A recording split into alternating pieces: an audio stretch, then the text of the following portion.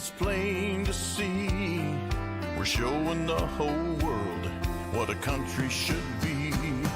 United we stand in America, hand in hand in America.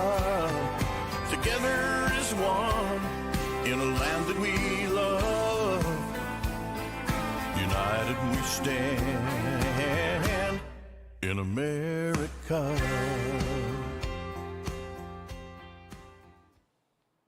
Good morning. Welcome to Changing Times. It is Wednesday, September the 4th. What a beautiful day in Springfield, Missouri. We are live at Axe Media Group headquarters in Springfield, Missouri, and I am Lynn Morris, and you are? Dr. Mary Byrne. Dr. Mary Byrne, our co-host. We have a full house. We do. We don't have any extra chairs today, and I tell you what, we have a great show lined up.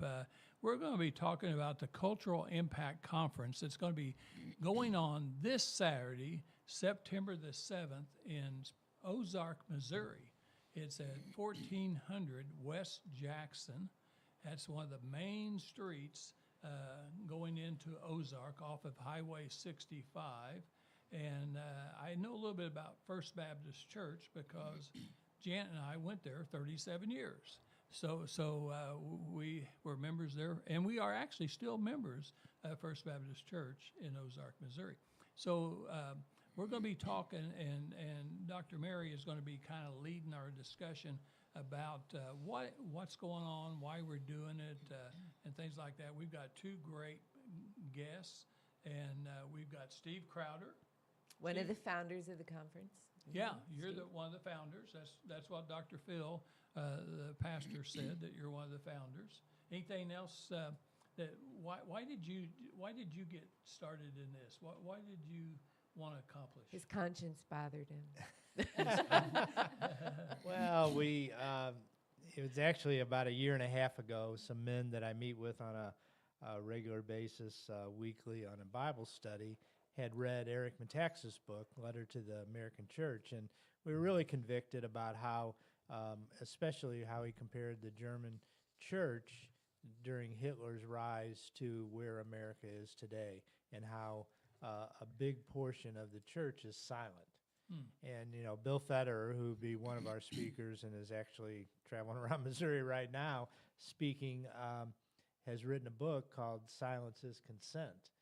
And so we had just felt convicted. We prayed about it, and a lot of us have worked with a mission called Project Hope that is in both Haiti and Nicaragua, which, you know, pretty peaceful countries. Oh yeah, real peaceful right now. Steve is an administrator in that project.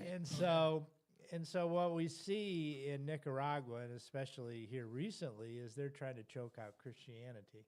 And just last week, they told us we would no longer be a not-for-profit in Nicaragua, that they would charge 15% on everything for our payroll and everything. And so we saw that as, okay, this is exactly where America could end up, and it could be quickly in an anti-Christian culture. And so we felt just really burdened to try to wake up the church in Southwest Missouri to speak to not only pastors, but to church leaders of you need to be culturally engaged.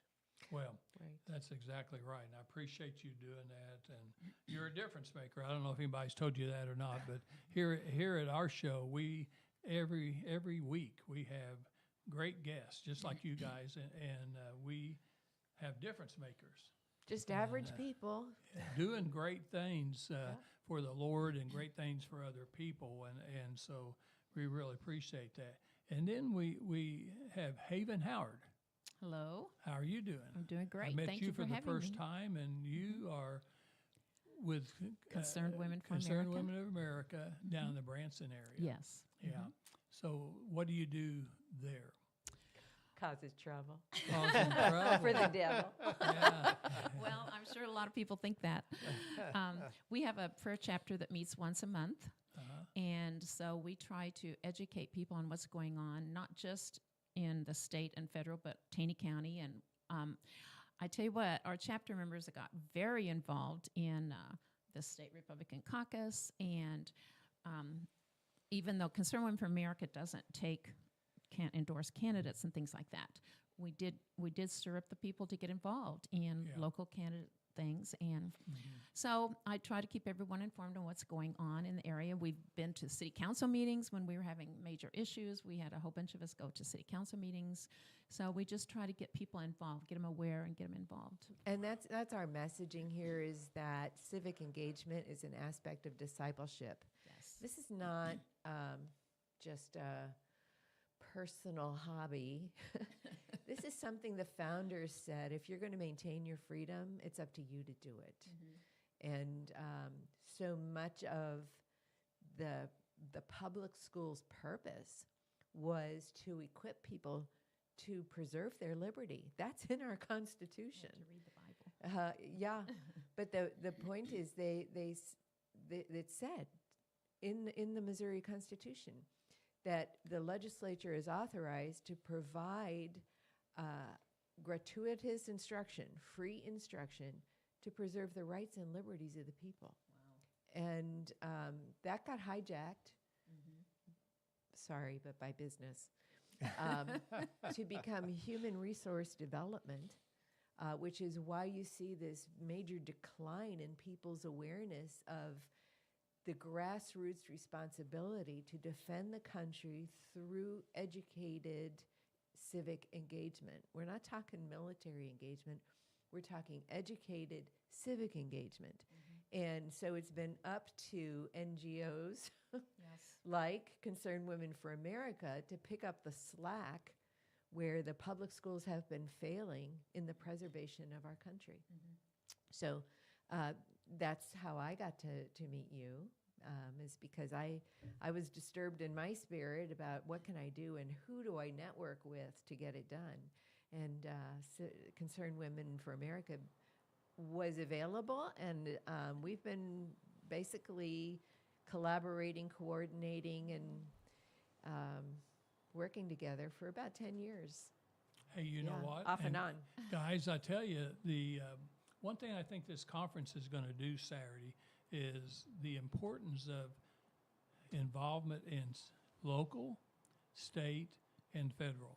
A lot of people, I'll vote every 4 years for the president. They don't vote local. They don't vote on anything local. They complain because the presiding commissioner, I get complaints.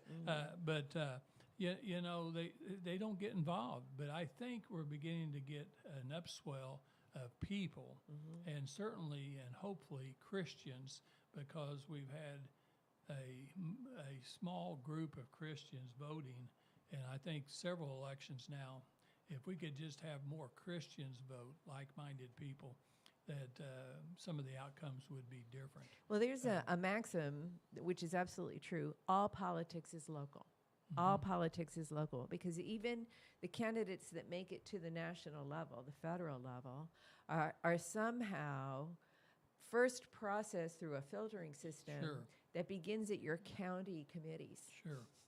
I remember David Byrne saying, you need to interview your dog catcher and find out what he believes, That's because you right. never know. He may move up in the That's right. political system. And interestingly, David Barton says, I have only one issue that I use as my gauge for discerning who I'm going to vote for, and that is whether they're pro-life, which leads us back to the conference.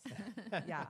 So tell us more about that, because one of the focuses, if I use my teacher language, one of the foci of the conference is Amendment 3, which is a threat to, they call it constitutional freedom, but it's actually a threat to parent rights and a threat to not just children who are preborn, but after children are born, the kind of reproductive intervention that can be given to these children without parent knowledge or consent.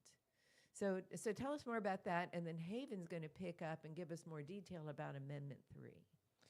Yeah, I think as we started preparing for this conference over a year ago, and the focus shifted as the ballot initiative came up on Amendment 3, was to educate churches. I mean, 99% of evangelical churches, according to Barna's studies have zero pro-life expression.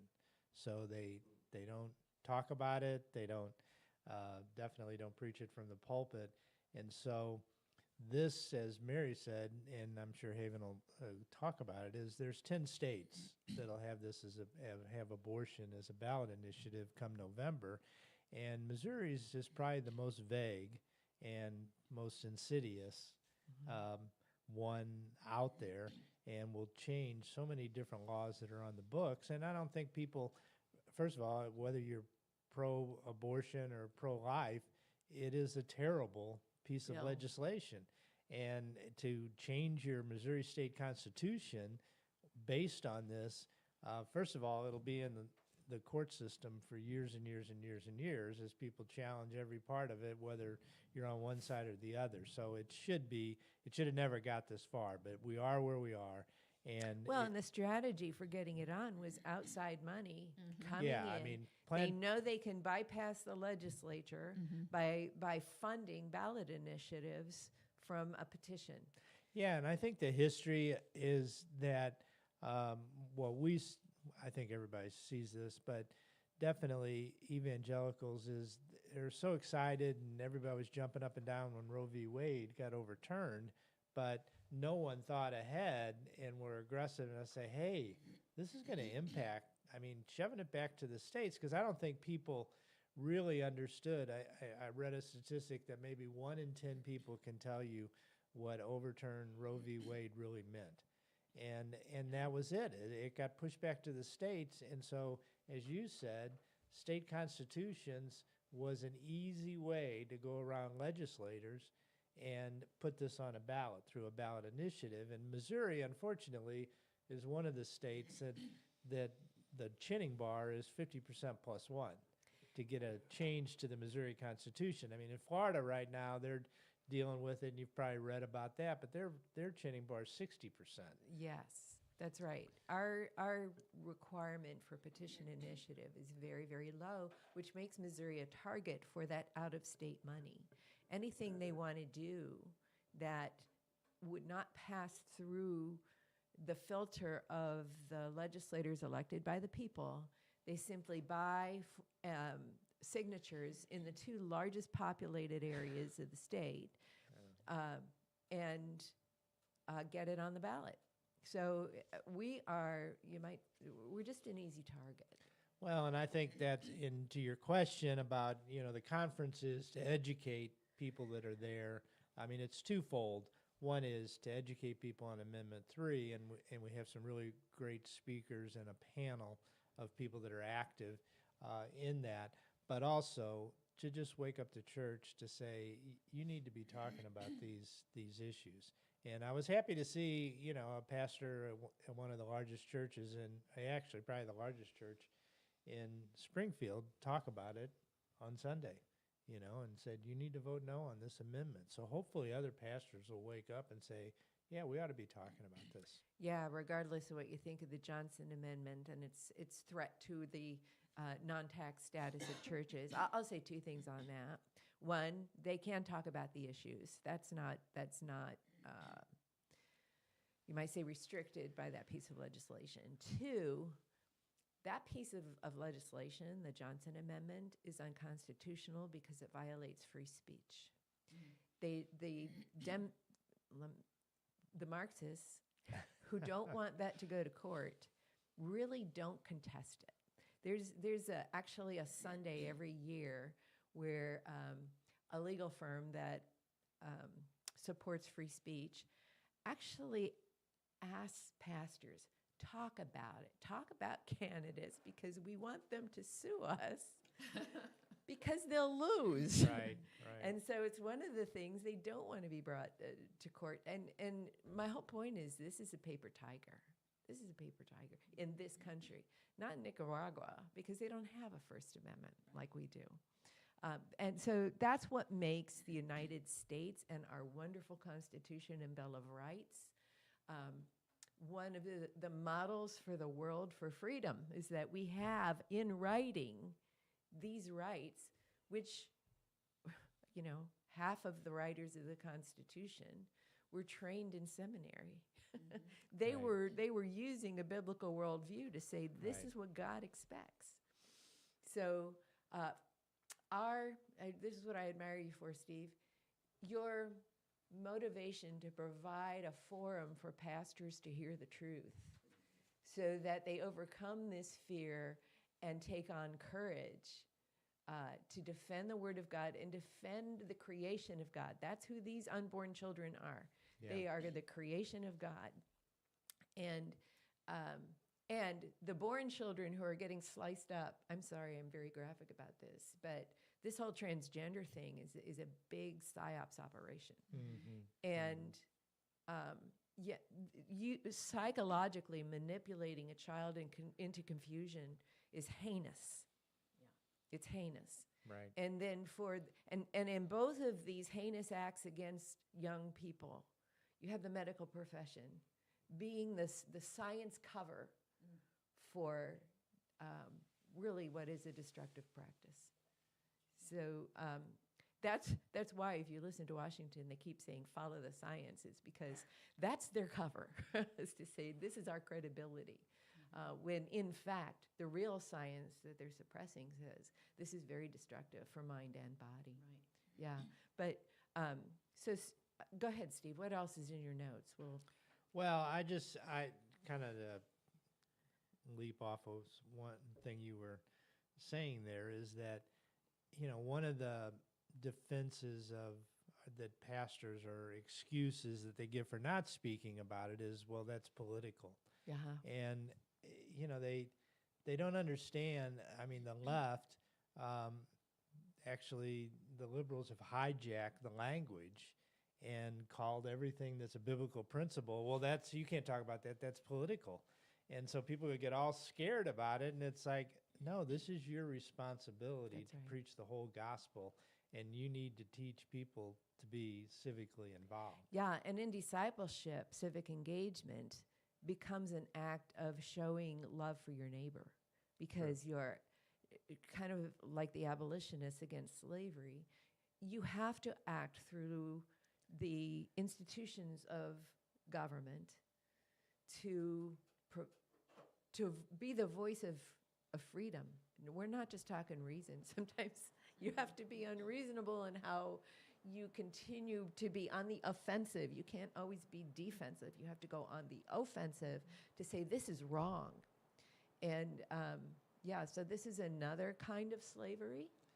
No, Yeah. it is, and if you take that position, to your point, we would still have slavery. That's right. We wouldn't have civil rights. there I mean, weren't the civic church engagement. led out in these issues, and now it's like, no, you can't talk about those Yeah. anymore. And so there's pastors that are fearful, whether it's to lose their 501c, which we know is not an issue, or they're just fearful of losing church members, but they need to be bold and courageous. Yeah. And so the conference is hopefully mobilized, as you were saying, Lynn, the church to say, you guys need to step up in this time, at this time. Yeah, the cultural engagement begins from the pulpit, Right. instructing the congregation on what it means to be a disciple and salt and light in the community, because that's what the Johnson Amendment did.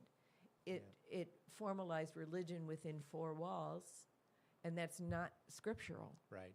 Yeah, so kudos to you. Well, to God, he's I know opened you're the doors, listening, but, though. And I don't know if it was Bill Fetter, it may have been Jack Hibbs, but he said exactly what you said, is so goes the pulpit.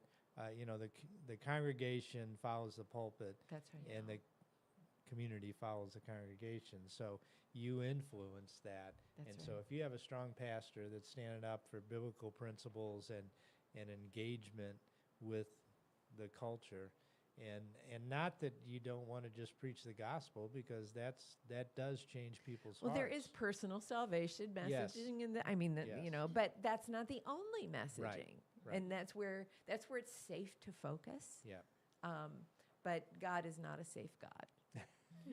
He is not a tame lion, as C.S. Lewis would say. He is not a tame lion. So, which leads us in a segue to cultural influence and people who who are in the congregation listening and saying, yes, let's go. And that would be you, Haven Howard. Well, one time our pastor said he thought I was the most political person in their congregation, and I'm thinking, out of 1,000 people, I'm the most political. That's not saying very much, actually. We should have more people involved. But before I get into Amendment 3, I want to encourage everyone to check out Samuel Green. He has a website, reasonforlife.org. Reason for Life, and he actually has an article here, Pastors and the Moral Issue of Our Age, which is just what you were just talking about. He said, if you were a pastor during slavery, would you have preached against it? Would you have spoken out? Well, this is the same thing. And then he also, on his website, has a sample sermon for pastors to take and use it or take part of it, and it's treating abortion through a compassionate way, but also sharing how pastors can share the abortion issue with their congregation in a legal way, I guess. Some of them are so afraid of that. But Samuel Green is his name. He's from California, and he has been in Missouri. He's spoken several different times here in Missouri. I think he did a pastor's meeting in Springfield a couple months ago. But anyway, that's just an aside thing, is information for the pastors that we can get to them. But a little background, when Roe v. Wade was overturned, Missouri had a trigger law so that as soon as Roe v. Wade was overturned, abortion became illegal in Missouri. Now, we know that the abortion pill is still being shipped into Missouri, which can be very detrimental and damaging to girls. But we did have that law, and so consequently, that's why these people started challenging it, because we had no abortions. We had no abortion clinics in Missouri. And like you said earlier, even if you are pro-abortion, this is a terrible, terrible amendment because of what it's going to do. First of all, there will be no parental consent. They will be able to do abortions on young girls without the parents even knowing about it or even having consent. You can have abortion all the way up through 9 months, and to the time the baby is born. When we lived in Wichita, is when George Tiller was doing the late-term abortions, and people just had a hard time believing that this was actually happening, but the partial birth abortion. So yes, and it will be available here in Missouri.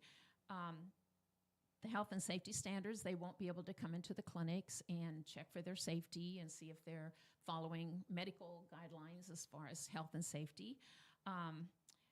Like I said, there will be no more pro-life laws. We won't have the parental consent laws. We won't have the ultrasound. We will not, pregnancy clinics will have to refer to abortion.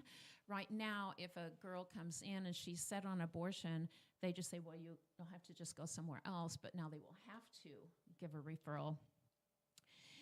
This is a big one. Women will not be able to sue for malpractice. So if something goes wrong with the abortion, they will not be able to even sue the doctor or the clinic. Ultrasounds has been a big thing in the pro-life movement, because we know that when that girl sees that baby in her womb, she's less likely to abort it, because she realizes it is a human being. It is a real person. But now they will not be required to do that anymore. And then, of course, it'll be taxpayer-funded abortion. So even if you are for abortion, but you don't think that the government should pay for it, we will be paying for them.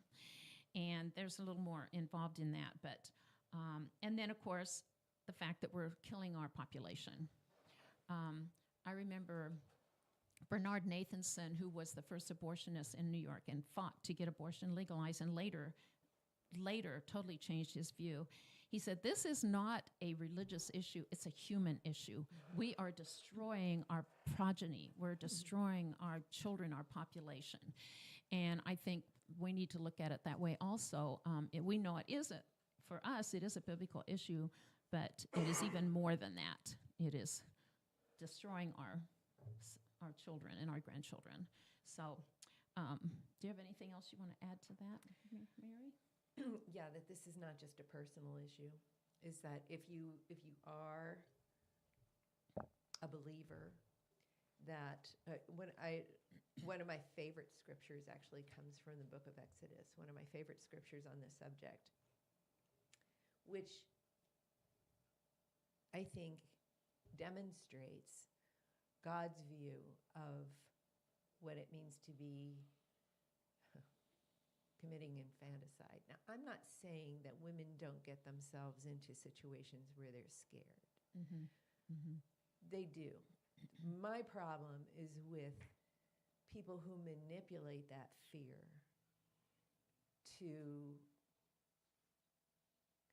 for their own benefit. And I think what is just egregious to me, especially in these late-term abortions, is that the more formed the organs of the unborn child, the more valuable they are if in the sale Mm-hmm. Mm-hmm. after these abortions.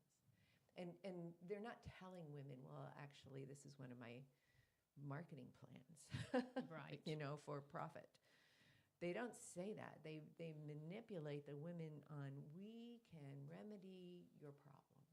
We can alleviate your fears and concerns. Mm-hmm.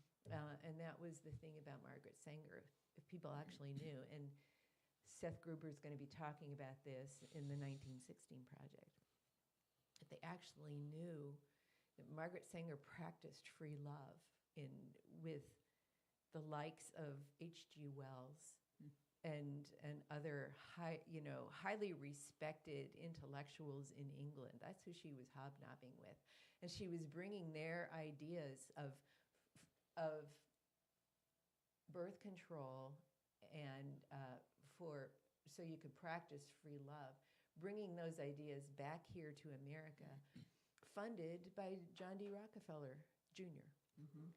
So the whole thing was a plan of these elitists who were godless. And she said, I can't wait until we have real freedom here. And what she meant was freedom from responsibility, which, is not the noble ideals of how we treat each other according to God's word. So I wanted to read this section here so people would understand. This is not just a personal issue. This is something that sometimes you have to arrive at when you understand God's priorities. Even if it's not yours at this time, if you are a believer and want to follow God, read these scriptures.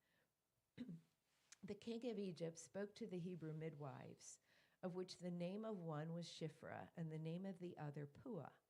And he said, when you perform the office of a midwife to the Hebrew women and see them on the stools, if it is a son, then you must kill him. But if it is a daughter, then she may live. However, the midwives feared God.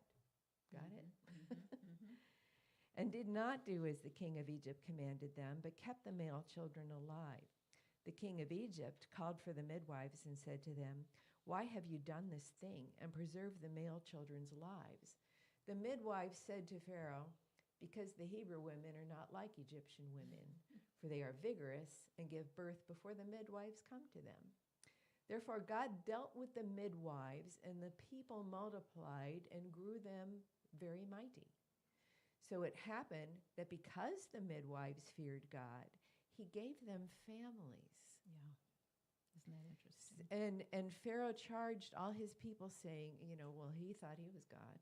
So he charged all the people saying, you must cast every son that is born into the river, and you must preserve every daughter's life. So the water imagery there is very important, because the retaliation, the vengeance God will have to protect his people comes in the middle of Exodus, where he says, the Lord said to Moses, stretch out your hand over the sea so that the waters may come back upon the Egyptians. Got it? So they're throwing babies into the river. God's going to take their lives by throwing them into the Red Sea.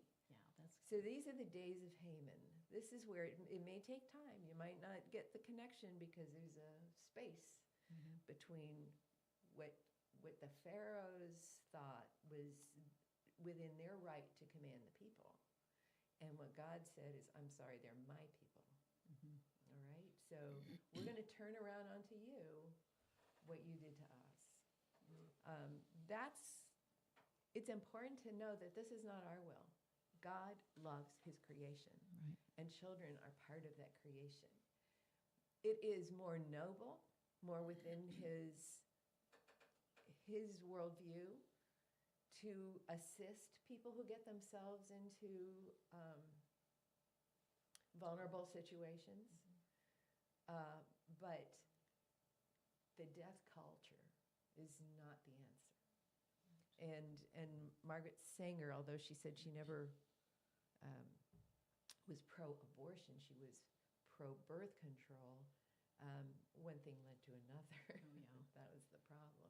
And her whole point is, you can have all of these sex acts outside of marriage. So this was actually a marriage issue. Mhm. And she was very active in that manner, you might say. Yeah. Well, I remember I met a young black gal at one of our meetings, and she grew up in Wichita in the 60s, where the Black Panthers were becoming very famous. And the approach that Margaret Sanger and them had was, well, all the white girls can get abortions. You should be able to get them too. This is an That's a- equality issue, yes. Yes. You know, that's a discrimination issue. And then they would put the abortion clinics in the black neighborhoods right. where it was easy for the girls to get there. So it was, you know, a terrible. It was actually to wipe out the racist. black. Yes, it was racist to wipe out the black community. And you can see in her writing that it was about population control of poor, feeble, and black. Yeah. But that was what the British Fabian Society was all about, was creating a dystopian, really, but in their mind, utopian society by eliminating the vulnerable and having only the healthy, and intellectually. And that's what Hitler did too. And that's what Hitler did too. Exactly the That same is thing. exactly right. And as a matter of fact, they were in communication. Yeah.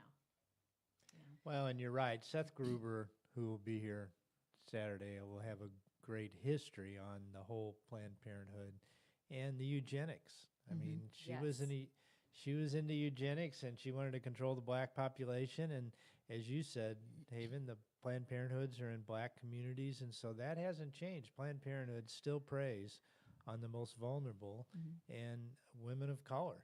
And so, to your point of population control, they're the biggest impacted by that. And I think people just completely ignore that and don't want to hear that, but it's like, this is a discrimination. This is a racist. This is current eugenics. Right. But what goes along with that we can't ignore is that in this free love value of that group, that intellectual group, the marriage rate, or you might say marriage status of the black teens who become vulnerable and susceptible to this. This single head of household is very high. Right. But again, whether or not they know it, they're being taught that you don't have to be married. Right. And in fact, biologically, you don't. There's the proof. Yeah. But if you're going to preserve the good plan God has for your life, to be involved in a mutually supporting, loving relationship that puts God at the center, marriage is the way to do it. And the destruction of that with a free love value is hurtful. Well, it's it hurtful is. to the hearts of these young people. Statistics bear that out. Crime, drug right. use, everything That's right. relates back to a one, parent household. That's The right. And absence so when of you the look full- at the statistics, it's like, well, this is kind of how you fix this. Yeah. And it's So- in the book. Yes, It's in the yes, book. exactly.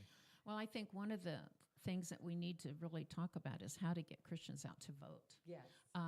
Only 1 in 3 Christians actually go vote. And during our primary in Taney County, where I'm from, only 28% of the people voted. In Stone County, it was a little bit better. It was 30%. I don't know what it was in Greene County or Christian County. But I think one of the things this broadcast we're doing right now is encouraging people to get the literature, get out, talk to your neighbors, talk to your pastor, talk to your Sunday school classes, your Bible studies, help people understand the importance of voting no on this amendment and what it will Right. do to our And society. the local debates, the local opportunities to visit with candidates is not televised. You have to get yourself out of the house. Yeah. You have to find out when these events are happening. Is it an effort? Yes. Yes. But that is part of what it takes to keep your freedom. And that's why every individual has an obligation to protect their own freedom. Yeah. It's not going to be, it's not the branches of the military. It's not just who you elect. You have to elect the people who are going to preserve a good community that's healthy to grow up in. And you have to learn who those candidates are. And again, it's not televised. Right. I had to learn that. My gosh, I was in my 50s before I figured that out. I'm not telling you how old I am. Older than 50 now. Older We than- know you're older than 50. Yeah, and making up for lost time. That's how I look at it. Hey, guys, we need to talk about our sponsors, and we've got two great sponsors. Brad Pistow is a certified fiduciary financial planner right in Ozark, Missouri on Farmer Road. And he was on our show, I think about 3 weeks, two or three weeks ago. Former pastor. And he is a tremendous man, one of the best financial planners for retirement in the country, not just Missouri, licensed in 16 states and has associates in all 50 states. He can help you. And, you know, I use him. Don Blackard uses him. A lot of my family, a lot of friends, people use him. You'll never run out of money before you run out of life is one of the main features of the programs that he does. And so Brad is absolutely a great guy. If you'll call 417-581 9222, 417-581 9222. Lisa will answer the phone, and you will get a book sent to you. You can get Safe Money Matters, his first #1 best-selling book on financial retirement, and that's on Amazon. Or you can get the second book, Bulletproof, which is a continuation of some of the same things plus some new things that Brad is doing. So highly recommend Brad Pistow. It's never too early to think about retiring. And so really a great thing. And one of the great things that he did, I was talking to Jim Whining, our CEO of Acts Ministry. I didn't know this either, but I actually had this done for me by Brad.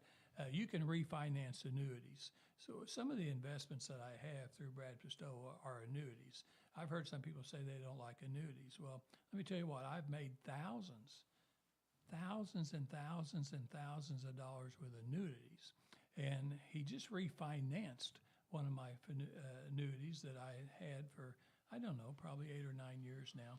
And I made about $35,000 off of the refinancing of it, and I got a higher interest rate, and I got a bonus for doing it and things like this. And so I made money overnight because of him refinancing. So if you've got old annuities out there, you may be stuck at an older interest rate. Interest rates are getting higher right now and paying off on CDs and all types of investments. So that's something you want to do. Our second sponsor is John Whittaker. That's Springfield Nissan, Springfield Kia, located on South Campbell in Springfield, Missouri, 3838 South Campbell. On one side, they have new cars, those Nissans and Kias. On the other side of South Campbell, across the street, they have used cars. They have a lot of certified cars. And we have, on September 17th, Mary, we will have either John Whittaker or we will have a general manager, and his name is Alan Swanson. And one of those gentlemen are going to be here talking all about cars. When's the best time to buy a car? Do you buy a new car? Do you buy a used car? Do you lease a car? You know, there's all kinds of questions, and cars are such an expensive investment today. You need to have the best advice you can get. Do you buy electric car? Do you buy a hybrid? Do you buy You continue to buy gas. I mean, so there's all kinds of questions about automobiles, and these guys are going to be able to tell you about that. So 3838 South Campbell, 882 3838, 882 3838, 417 882 3838. Call them today. There's another lady, her name's Susan, that always answers the phone. Absolutely perfect customer service. So that's what you get when you call Springfield Nissan, Springfield Kia. So that's our sponsors. And you know, guys, we are live. And one of the things that's interesting today, we're talking about Missouri. We have people from all 49 other states watching our show today. We also have other people from other countries watching our show today. And this is truly amazing. I think the thing that you need, and Steve, I want to know before we run out of time, we're going to run out of time here pretty quick, but I want to make sure that we give some of the speakers, what time it starts and things like that, some really important details. But I just want people to know, one of the points that we've got so many important issues in this country. And you may not have Amendment 3 abortion like we do in Missouri. You may have something else in another state. You have got to get engaged. Yes. And churches, you've got to get engaged. You've got to get involved. And the pastors, you're the leaders. And people come every Wednesday night or Sunday or whenever they come to the church, and they are depending on you to tell them and inform them and educate them and get them motivated. And it is legal to do that. And so every state, be involved. We got important elections coming up in November. And Steve, what are the other states that you can think of? You mentioned that there were 10 total who had these petition initiatives. Yeah, You know, I know Florida, because you Arizona live- and Illinois, New York, Missouri, Colorado, I think. is Colorado, one. Florida. yeah, Florida. I don't know how So many this that is a national issue. Well, because- there's- Right. Yeah, I because mean, these- it unfortunately, there's 27 that pretty much have institutionalized abortion. If all 10 of these pass, that would be 37 states in the United States that would have some form of legalized abortion. Yeah. So it is not a good thing. So, and to answer your question, on Saturday, the doors open at 8 o'clock. 8 o'clock. And we will start the program at 9 o'clock. Senator Josh Hawley will be one of the first speakers. He thinks this issue is so important that he made some changes to his schedule to be here in Springfield, Missouri, because he's up for re-election. And Right. the Senate session starts on Monday, so he has to be back in Washington, D.C., so he's kind of carved out Saturday to be with us. And then William Federer, noted historian, he's from Missouri, ran for Congress in Missouri, and so he will be here. And then we'll have Seth Gruber, who has the White Rose Resistance, which is, you need to go to his website and see the story behind that. We could take a whole hour talking about that, but he'll be here, and he's a real pro-life activist. And then we will have a panel to discuss the Amendment 3, to educate people, much like what Haven did here. We have 3 panelists, Lisa McIntyre from the Pregnancy Resource Center in Springfield, and Jody Wilhelm from Jody Grace Ministries, and she's very active in Jeff City, and Kathy Fork, who's 40 Days of Life. And so they will explain that, and then Tony Perkins will be our final speaker, and from Washington. from Yeah. Washington. Yeah. And so everybody knows, the Family Research Council from Tony Perkins. And what people don't understand, maybe they know, but he was a representative in Louisiana and was very pro-life when he was there. And then Jason Rappert from Arkansas, who heads up the National Association of Christian Lawmakers, and he was state senator in Arkansas, was actually the first senator in a state to put forth an amendment for the heartbeat law. And so Got a great lineup of speakers, and I know my wife had already told me something. William Federer, I've got 7 of his books at different conferences I've gone to. I've bought a book or 2 every time. I love books. I like to read. But my wife, we downsized from a larger home to home half the size. And my wife reminded me just yesterday as we were talking about this, she said, "You can't buy any more books. We don't have room for any more books." That's what Conservative America's Club is going to do at its table. It's going to offer books at cost so that people who are moved by what the speakers say about, Yeah. Christians needing to have civic engagement, books that you could take back to your churches, back to your Yeah, that'd be great. Sunday school ministries and so on. It'll be ready for you to use as material to encourage civic engagement. And by the way, Eric Metaxas has on his website the DVD for Letters to the American Church, a study guide, and the book that you can buy as a set. It's awesome. Yeah. Pretty good. And I think they're having lunch there, lunch boxes or something like that. You Yeah, can we'll order. have Chick-fil-A. Go to the website, which is CI for Cultural Impact Conference .com. No, and .org. .org. I'm sorry.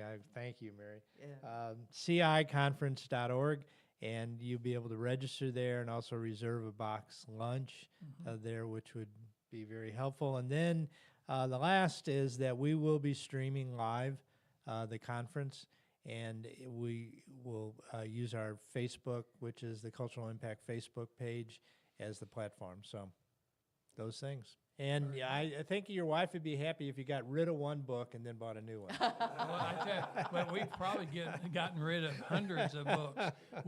We take them to the library and other places and give those books away. But honestly, I may still buy another book.